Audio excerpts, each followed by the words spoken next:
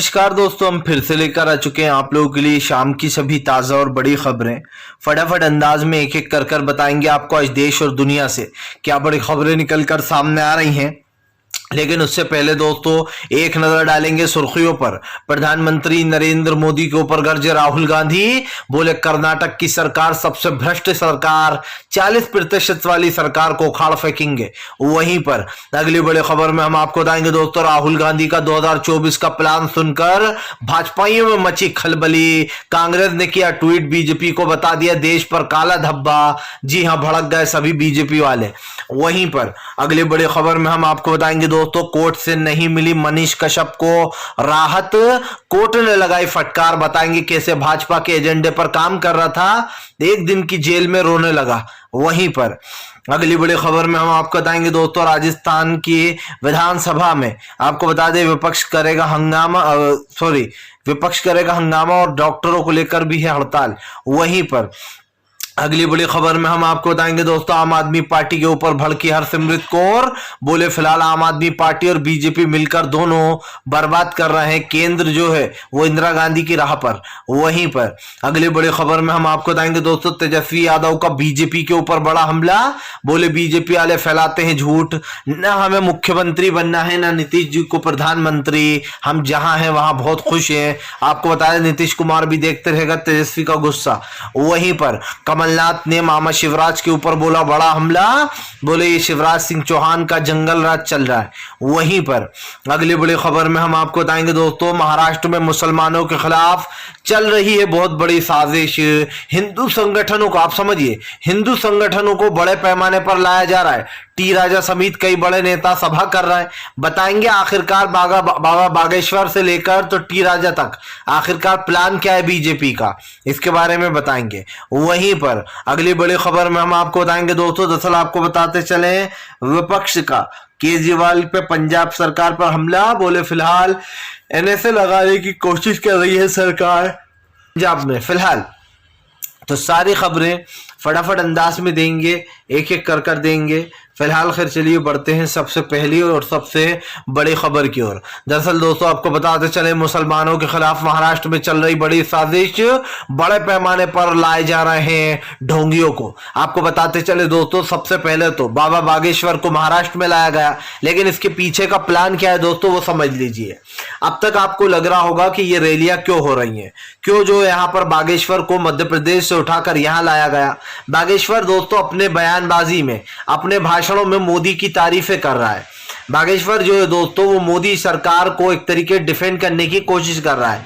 सब जानते हैं कि अभी हाल ही में एक सर्वे निकलकर सामने आया, जितने भी सर्वे निकलकर सामने आए उसमें यही निकल के सामने आया रिजल्ट कि आघाड़ी की सरकार बन रही है महाराष्ट्र में। लेकिन दोस्तों बाबा बागेश्वर जैसे लोग जो है वो मोदी सरकार को जितवाने के लिए अपने किसका सहारा लेते हैं दोस्तों, जो उनके पास इलाज कराने आते हैं, जो उसके पास जो भी वो करता है, उसका जादू है या ढोंग है, जो भी है बागेश्वर का दोस्तों, उसके खिलाफ जो है कहीं ना कहीं वो बीजेपी का एजेंडा चला रहा है। अपने इस काम में बीजेपी ने उसको जानबूझकर महाराष्ट्र भेजा। आपको बताया जा रहा यही है कि महाराष्ट्र में क्योंकि आघाड़ी की सरकार आएगी, यानी कि मिलीजुली सरकार आएगी और बीजेपी फिर हारेगी, इसीलिए बीजेपी दोस्तों मुसलमानों को फिर से हिंदू मुसलमान का माहौल बना रही है। टी राजा समेत कल भी कई नेता है, उन्होंने भी बड़ी सभा की। आपको बताते चले दोस्तों, मुसलमानों के खिलाफ एक साजिश की जा रही है। लव जिहाद जैसे कानूनों को लेकर चर्चाएं चल रही हैं, इस पर कानून बनाया जा रहा है। और आप समझिए बना कौन रहा है, ये इन जैसे पोंगा पंडित जो आराम से दोस्तों सड़कों पर घूम रहे हैं। आप समझिए इन लोगों को बकायदा रैलियां करने की इजाजत दी जाती है, बड़े बड़े पैमाने पर धर्म संसद लगाए जाते हैं। बस ये लोग बाबा बागेश्वर हो या टी राजा जैसे लोग दोस्तों, ये हिंदू मुसलमान में नफरत फैलाते हैं, हिंदू राष्ट्र बनाने की बात करते हैं। लगातार ये ढोंगी बाबा दोस्तों हिंदू राष्ट्र बनाने की बात कर रहा है। चलिए बढ़ते हैं एक और अगली बिग ब्रेकिंग की तरफ। बता दोस्तों अगली जो बड़ी खबर निकल कर आ रही है, आपको बताते चले दोस्तों, कर्नाटक में गरजे राहुल गांधी, बोले फिलहाल 40% वाली सरकार नहीं चाहिए लोगों को, ये देश की सबसे बड़ी भ्रष्ट सरकार है। आपको बता दें राहुल गांधी ने बीजेपी को कर्नाटक की सबसे बड़ी भ्रष्ट सरकार बता दिया। राहुल गांधी का कहना है कि यहाँ पर लोगों से 40% मांगा जाता है और 40% मांगने के बाद लोग आत्महत्या कर लेते हैं। आपको बताते चले दोस्तों, दरअसल बीजेपी पार्टी के नेता इशरप्पा को पार्टी से निकाल दिया गया था।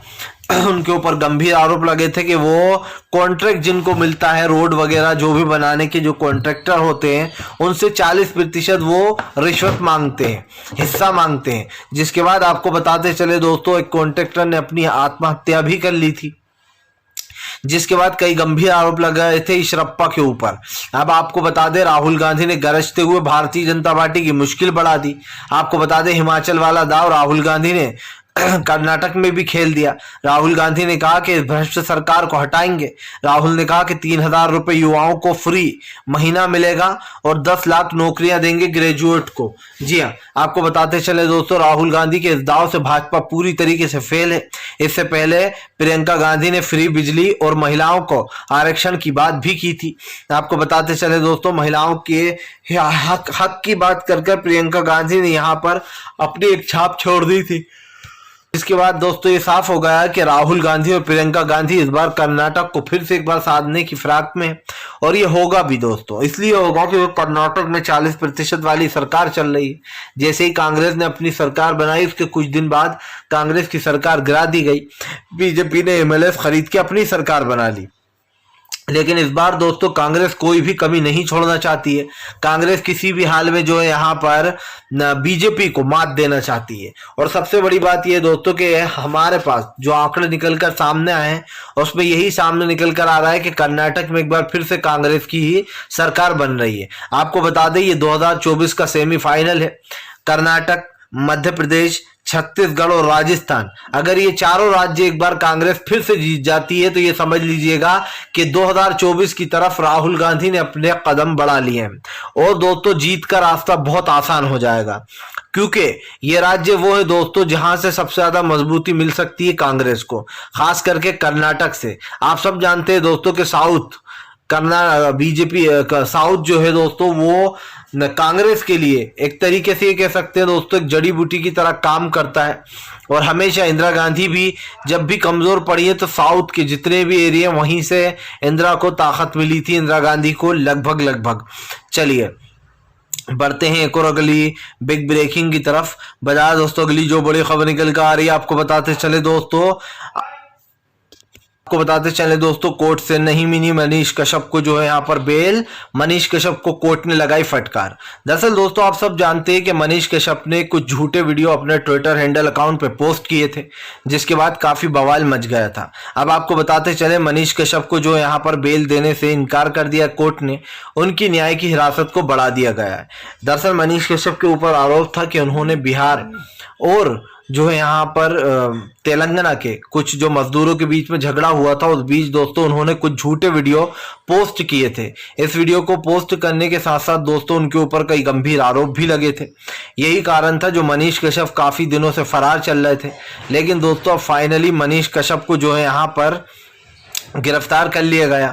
गिरफ्तार के बाद उनके घर की भी कुर्की कर दी गई। लेकिन मामला यहीं पर नहीं रुका। आपको बता दें ये मामला काफी ज्यादा बढ़ चुका है। ऐसे में मनीष कश्यप को दोस्तों अब कोर्ट ने फटकार लगाई और उनकी रिमांड बढ़ा दी गई है। दरअसल दोस्तों बताया ये भी जा रहा है कि मनीष कश्यप आरएसएस का पुराना कार्यकर्ता है।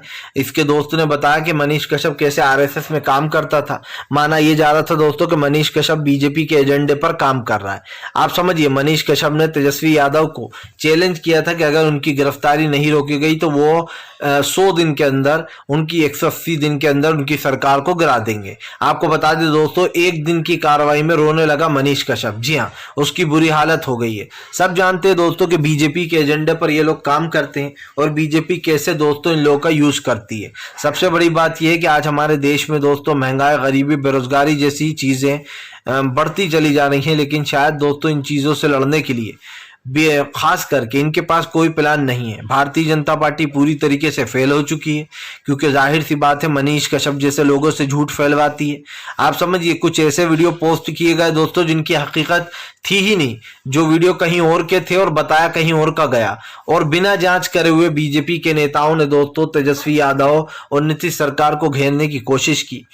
बात इतनी सी नहीं है दोस्तों, आजकल हमारे देश में क्या हो रहा है कि जैसे ही कोई झूठा वीडियो पोस्ट करता है, खुद बीजेपी के आईटी सेल वाले तो दोस्तों खुद बीजेपी रिएक्ट करने आ जाती है और झूठे वीडियो पर ही विपक्ष को घेरना शुरू कर देती है कि अरे ये इनकी सरकार, देखो कैसे मारा जा रहा है हिंदुओं को, कैसे मारा जा रहा है मजदूरों को। और जब उन वीडियो की पड़ताल करो दोस्तों तो पता चलता है कि ये वीडियो तो बहुत पहले के और कहीं और के हैं, जिसके बाद बीजेपी की पोल खुलने के बाद बीजेपी माफी तक नहीं मांगती। क्यों?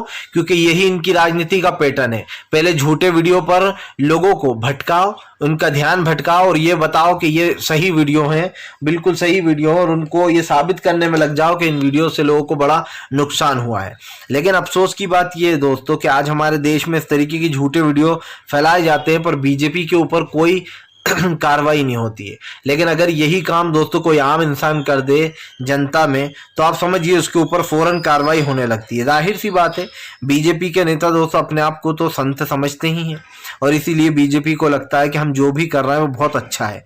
लेकिन इस देश की जनता अच्छे से जानती है, खास करके दोस्तों जैसे कि मैंने पहले भी कहा और फिर कहूंगा कि बीजेपी की सरकार दोस्तों इस देश में सिर्फ नफरत फैलाने का काम कर रही है, इससे ज्यादा और कुछ नहीं कर रही है। चलिए बढ़ते हैं एक और अगली बिग ब्रेकिंग की तरफ। बता दोस्तों अगली जो बड़ी खबर निकल कर आ रही है आपको बताते चले दोस्तों, तेजस्वी यादव ने विधानसभा में बीजेपी को घेरा, बोले ना हमें मुख्यमंत्री बनना है ना नीतीश कुमार जी को प्रधानमंत्री बनना है, हम इनके नेतृत्व में बहुत अच्छा काम कर रहे हैं, हमसे भाग्यशाली और कोई नहीं, हमारे माता पिता दोनों मुख्यमंत्री रह चुके हैं। आपको बता दें तेजस्वी यादव ने कहा कि इधर उधर से 10 बातें निकल कर आती हैं लेकिन इसका कोई मतलब नहीं है, हम नीतीश कुमार जी के साथ जब तक खड़े हैं मजबूती से खड़े रहेंगे। नीतीश कुमार जी ने जो फैसला लिया बीजेपी से अलग होने का वो बहुत सही समय पर बहुत सही फैसला लिया, उन्होंने ये देश के हित में फैसला लिया है। तेजस्वी यादव ने कहा कि फिलहाल भारतीय जनता पार्टी के नेता झूठ फैलाते और झूठ बोलते, दिन रात इनको अपने भ्रष्टाचार नेता नहीं दिखाई देते। हम गरीबों के लिए काम करें तो इनको भ्रष्टाचार नजर आता है, लेकिन जो विजय माल्या, नीरव मोदी और तमाम वो बड़े बड़े नाम दोस्तों, अडानी, जो लोग अभी देश का पैसा लेकर चंपत हुए हैं उनके नाम से बीजेपी डरती है। आप समझिए दोस्तों नरेंद्र मोदी ने एक बार एक बात कही थी, वो बात मुझे अभी भी याद है। उन्होंने क्या कहा था कि जितने भी भगोड़े पैसे लेकर भागे उन सबको पकड़ कर लाऊंगा मैं। वाह भैया, खुद तो पकड़ के लाए नहीं लेकिन इनके राज्य में और लोगों को भगा दिया गया। जो भगोड़े थे दोस्तों उनमें और लिस्ट में शामिल होते गए, बड़े बड़े बिजनेसमैन मोदी सरकार को चंपत लगा के चले गए। और आप समझिए ये सरकार कुछ नहीं कर पाई, सिर्फ बड़ी बड़ी बातें करने से, ये कह देने से कि हम कार्रवाई करेंगे, हम पकड़ कर रहेंगे, बदला लेकर रहेंगे, इससे कुछ नहीं होने वाला है। अगर आप में सच में कुछ ऐसा आप कर सकते थे तो आपको करना चाहिए था, लेकिन आपने कुछ नहीं किया। क्यों? क्योंकि शायद आपसे होगा ही नहीं। जाहिर सी बात है दोस्तों हमारे देश की आज स्थिति ऐसी बन चुकी है कि प्रधानमंत्री नरेंद्र मोदी समेत तमाम वो नेता दोस्तों जो बड़ी बड़ी बातें करते हैं उनके ऊपर कई सवाल उठते हैं, लेकिन प्रधानमंत्री किसी सवाल का जवाब नहीं देते। आज दोस्तों हमारा देश जिन परिस्थितियों से गुजर रहा है दोस्तों उसको लेकर कहीं ना कहीं ये कहना गलत नहीं होगा कि देश की जो सरकार है सत्ताधारी वो पूरी तरीके से फेल हो चुकी है और इस सरकार के पास दोस्तों कोई सवाल का जवाब नहीं है, क्योंकि सरकार दोस्तों बेईमानी सरकार हो चुकी है। फिलहाल चलिए बढ़ते हैं एक और अगली बिग ब्रेकिंग की तरफ। बता दोस्तों अगली जो बड़ी खबर निकल कर आ रही है आपको बता दोस्तों, अखिलेश यादव का बड़ा ऐलान, रायबरेली और अमेठी में भी उतारेंगे प्रत्याशी। जी हाँ, दरअसल दोस्तों आपको बता दें इन दिनों ममता बनर्जी से मिलने के बाद अखिलेश यादव ऐसा लग रहा है कांग्रेस के खिलाफ है। अखिलेश ने साफ कहा है कि वो अमेठी में भी अपना प्रत्याशी उतारेंगे, क्योंकि अमेठी के जो उनके कार्यकर्ता है उनका कहना है यहाँ पर हमारे ऊपर गलत सलत केस लगाए जाते हैं अमेठी में, लेकिन कोई बोलने वाला नहीं है। इसीलिए आपको बता दें अब समाजवादी पार्टी ने ऐलान किया है कि वो रायबरेली और अमेठी में भी अपने प्रत्याशियों को उतारेगी। आपको बता दें दोस्तों अमेठी, खास करके अमेठी जो है वो कांग्रेस का पॉकेट साइज माना जाता है, लेकिन आपको बता दें कांग्रेस को अमेठी से हरा दिया गया था। अब आपको बता दें कि इस बार अमेठी को साधने का पूरा प्लान बनाकर रखा है राहुल ने। ऐसा दूसरी तरफ 2024 में बिल्कुल भी किसी को आप समझिए जरा सा भी कहने का मौका नहीं देना चाहती कांग्रेस की सरकार, इसीलिए अभी से विपक्ष एकजुटता में लग गया है। लेकिन बात विपक्ष को जोड़ना एक अलग बात होती है दोस्तों। कर्नाटक में अगर राहुल गांधी जीतते हैं, और अब दोस्तों कर्नाटक जाहिर सी बात है कांग्रेस जीतेगी ही, उसके बाद से ही बीजेपी की टेंशन शुरू हो जाएगी। हालांकि बीजेपी अभी बहुत टेंशन में चल रही है, क्योंकि उसको ये पहले से ही पता है कि कर्नाटक उसके हाथ से जाने वाला है। लेकिन अखिलेश यादव ने जो बात कही है बीजेपी के लिए, उसमें उन्होंने साफ कहा कि 2024 में कैसे भी कर बीजेपी सत्ता से बाहर जाएगी। इस बार जनता वोट नहीं के बीजेपी को चोट देने वाली है। मैं आपको बता दें दोस्तों, 2024 से पहले नरेंद्र मोदी ने जो भी वादे किए उन वादों को आज तक पूरा नहीं किया गया, वो सिर्फ हवा ही रह गया। जैसे कि गृह मंत्री अमित शाह कहते ही हैं कि भैया ये तो एक जुमला होता है, तो इसको जुमले में ही लिया जाए। दोस्तों बेसिकली ये कह सकते हैं हम कि प्रधानमंत्री कहते थे हर साल 2 करोड़ नौकरियां दूंगा, कहाँ है वो नौकरियां किसी को पता नहीं है। हिंदू मुसलमान आकर बस एक पैटर्न की राजनीति जानती है बीजेपी, और वो है दोस्तों हिंदू मुसलमान की राजनीति। आप सब जानते हैं कि बीजेपी की राजनीति हिंदू मुस्लिम से शुरू होती है और उसी पर ख़त्म हो जाती है। भारतीय जनता पार्टी को लगता है कि हिंदू मुसलमान करने से जो वोटर्स हैं वो बड़े खुश होंगे, जो वोटर्स हैं वो हमें लाड़ प्यार देंगे, क्योंकि जाहिर सी बात है दोस्तों बीजेपी हिंदुत्व की राजनीति को बहुत अच्छा समझती है। उसके हिसाब से जो हिंदुत्व की राजनीति है वो बहुत सही है। लेकिन दोस्तों सिर्फ सरकार के ये कह देने से या कर लेने से नहीं होने वाला है। इस देश की जो जनता है, इस देश की जो लोग हैं दोस्तों, वो अच्छे से जानते हैं कि ये सरकार क्या कर रही है। और भारतीय जनता पार्टी की जो सोच है ना दोस्तों, वही सोच पर जो है यहाँ पर लोग कहीं ना कहीं लानत भेज रहा है। आप देख लीजिए बीजेपी के जितने भी तमाम नेता है, दिग्गज नेता है, वो इसी तरीके की वाणी करते हैं, इसी तरीके की बातें करते हैं जिसका कोई मतलब नहीं होता है। लेकिन सरकार को कहीं ना कहीं जवाब देना होगा। इस सरकार को दोस्तों जब जनता उठाकर बाहर फेंकेगी इनके भ्रष्टाचार को गिनवाकर, तब इस सरकार को पता चलेगा। चलिए बढ़ते हैं एक और अगली बिग ब्रेकिंग की तरफ। बता दोस्तों अगली जो बड़ी खबर निकल कर आ रही है आपको बताते चले दोस्तों, कमलनाथ का मामा शिवराज के ऊपर बड़ा हमला। बोले फिलहाल मध्य प्रदेश में चल रहा शिवराज सिंह चौहान का जंगल राज। आपको बताते चले दोस्तों, आदिवासियों पर कल पोल खोलते हुए नजर आए कमलनाथ ने एक बार फिर से मामा शिवराज के ऊपर हमला बोलते हुए कहा कि फिलहाल यहाँ पर शिवराज सिंह चौहान का जंगल राज चल रहा है। आपको बता दें कमलनाथ इससे पहले भी जो है यहाँ पर मुख्यमंत्री शिवराज सिंह चौहान के ऊपर कई गंभीर आरोप लगा चुके हैं, और वो आरोप कहीं ना कहीं कांग्रेस ने सच भी किए हैं। ऐसा दूसरी तरफ आपको बताते चले, अब देखना ये भी होगा कि फिलहाल दोस्तों ये जो सब कुछ हो रहा है, जिस चीज़ों को लेकर सरकार के खिलाफ एक तरीके से आम जनता भी धरने पर आ गई है, क्योंकि कई जगह कई राज्यों में धरने हो रहा है दोस्तों, और सरकार की नीतियां के खिलाफ हो रहा है। सरकार किसी मुद्दे को नहीं जानती, न सरकार को ये पता कि आखिरकार क्या है मुद्दे। लेकिन दोस्तों महंगाई, गरीबी, बेरोजगारी जैसी चीज से लड़ने के लिए सरकार के पास कोई एग्जिट प्लान नहीं है। प्रधानमंत्री से जब भी पूछो तो वो कहते हैं कि हमें इस पर कुछ नहीं बोलना है। जाहिर सी बात है दोस्तों, सरकार जो है वो अपनी एक तरीके से जो रिस्पेक्ट है वो लोगों की आंखों में खो चुकी है, और इस बार लोग चाहते हैं कि बीजेपी सत्ता से बाहर जाए, क्योंकि सिर्फ झूठे वादे कर देने से काम नहीं चलता। चलिए बढ़ते हैं एक और अगली बिग ब्रेकिंग की तरफ। बता दोस्तों अगली जो बड़ी खबर निकल कर आ रही है आपको बताते चले दोस्तों, इस बार मल्लिकार्जुन खड़गे ने बीजेपी को लिया निशाने पर। बोले राहुल गांधी से डरती है नरेंद्र मोदी की सरकार। आपको बताते चले दोस्तों, लगातार राहुल गांधी से माफी मंगवाने की बात चल रही है, लेकिन राहुल ने जो है वो माफी मांगने से मना कर दिया। राहुल गांधी ने पीएम नरेंद्र मोदी को घेरते हुए कहा कि फिलहाल महंगाई, गरीबी और बेरोजगार जैसे मुद्दों से सरकार लड़ती नहीं है, और यही कारण है जो सरकार की नीतियों के ऊपर अब सवाल उठ गया है।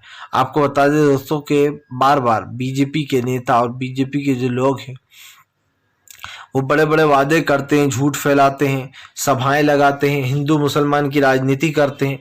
और दोस्तों बीजेपी का हमेशा एक ही पैटर्न रहा है, वो है हिंदुत्व की राजनीति।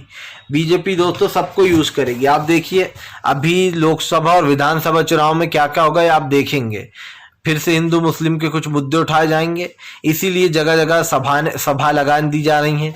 और आप देखिए सरकार चुपचाप बैठी रहती है, चाहे वो बागेश्वर हो, ये तमाम वो नफरती चिंटू दोस्तों जो नफरत फैलाने का काम करते हैं, लेकिन उनके ऊपर बीजेपी कोई कार्रवाई नहीं करती। फिलहाल हम तो यही कहेंगे दोस्तों, वीडियो अच्छा लगे तो लाइक करें, चैनल पर पहली बार आए सब्सक्राइब ज़रूर करें, ताकि आपको इसी तरीके की वीडियोज़ की अपडेट मिलती रहे दोस्तों।